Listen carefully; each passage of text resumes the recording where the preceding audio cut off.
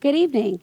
My name is Rebecca Green, and I'm here to give my persuasive speech this evening. And here is my incredible audience. I'm here as a very concerned Christian as well as a parent of 3 children.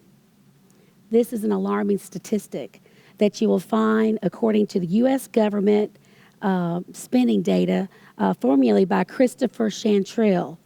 He stated $6.7 billion is spent on dedicating for foster care, whereas $67 billion is spent on ground transportation.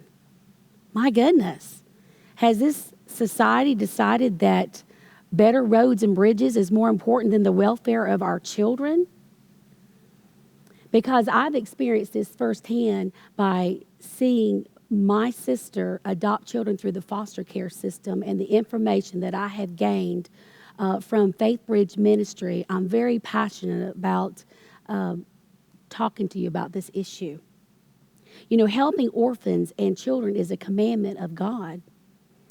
And he says in James 1:27, religion that God our Father accepts as pure and faultless is this, to look after orphans and widows in their distress, and to keep oneself from being polluted by the world. In the next few moments, I'd like to number 1, discuss the issue of foster care.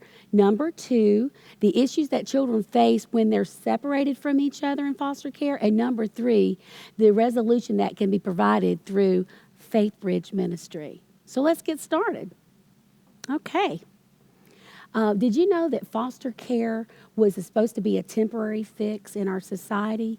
And the purpose of foster care was to provide emergency care for children when they were taken from their biological parents, when they were experiencing possibly abuse, neglect, or even witnessing a violent crime.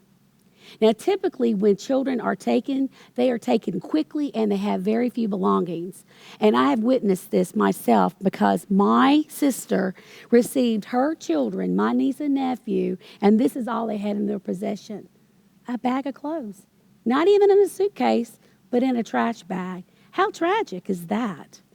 Now, according to Understanding Responses to Foster Care Theoretical Approaches, they state at last report, foster care was being provided to almost 5,000 children annually, with an average length of stay of 28 months in the system, where between 12 and 20 years of age and more than 60,000 had been in the system for over 5 years.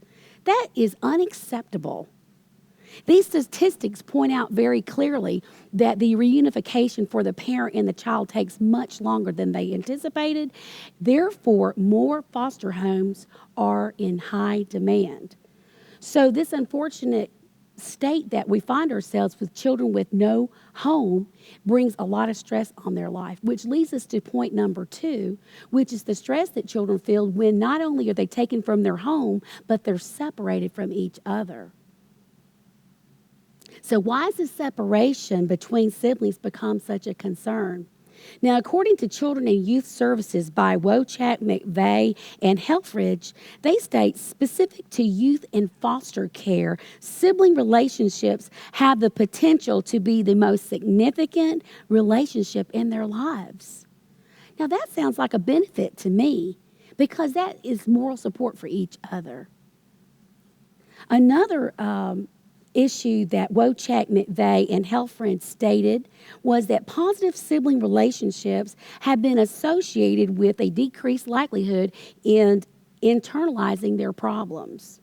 You see, these driving concerns is a jeopardy for these children when they're taken from their homes and especially when they're separated from each other.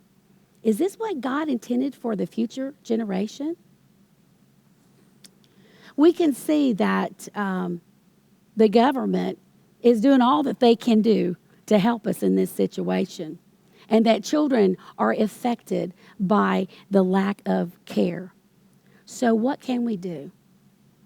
That leads us to point 3, Faith Bridge Ministry. According to the official website of Faith Bridge Ministry, Faith Bridge Foster Care has the strategy and a model to mobilize, organize, equip, and release local churches and local communities to solve our country's foster care crisis. Together, we stand in the gap for foster children and foster families. So let's look at this graph. This is a graph of their model of working together with the foster family and the community. So in the community, you may help the foster family by providing child care for the child, clothing and supplies when they're brought into the home, or even transportation to their medical visits or even visitation visits with their parents. Finally, hope is restored in children when the community chooses to be a part of Faith Bridge Ministry. We can see that by understanding the issue of foster care and the issue that children face when they're separated from each other and the potential that we can participate in Faith Bridge will bring this child to a safe environment.